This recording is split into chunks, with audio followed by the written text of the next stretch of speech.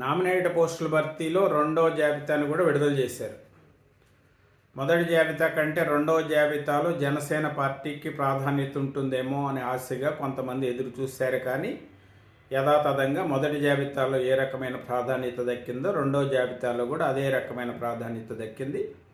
ఏదైతే తెలుగుదేశం పార్టీకి అగ్రతాంబూలం ఇచ్చారు, జనసేన బీజేపీలకు అరకొరగానే పదవులు ఇచ్చారు అని చెప్పుకోవచ్చు. అంటే కేవలం రెండు పార్టీలకు కలిపి కూడా 20% కంటే కొద్దిగా ఎక్కువ అంతే.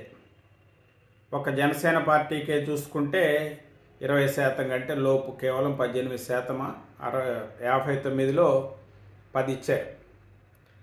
ఏమేంటి ఏ పదవులు ఇచ్చారని చూసుకుంటే ఏపీ తూర్పు Kapu welfare and development Palavalasa Yashaswi, AP Agnikula Kshatriya welfare and development corporation Paparao గారు, చిలకలపూడి పాపారావు గారు, AP medical services infrastructure development corporation Chillapalli Srinivasarao గారు Mangalagiri, APSRTC regional board chairman Vijayawada Reddy Appalanaidu గారు, Hindupur urban development authority TC Varun, Kakinada urban development authority Tummala Ramaswamy, Srikakulam urban development authority K Vijay Kumar, AP క్షత్రియుల development corporation V Suryanarayanaraju, Kanakaraju Surya అంటారు, AP state cap welfare development corporation Kothapalli Subbarayudu గారు, AP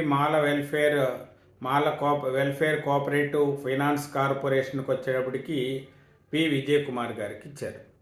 అంటే కేవలం 10 chairman పోస్టులు మాత్రం జనసేన పార్టీకి దక్కినాయని భావించవచ్చు.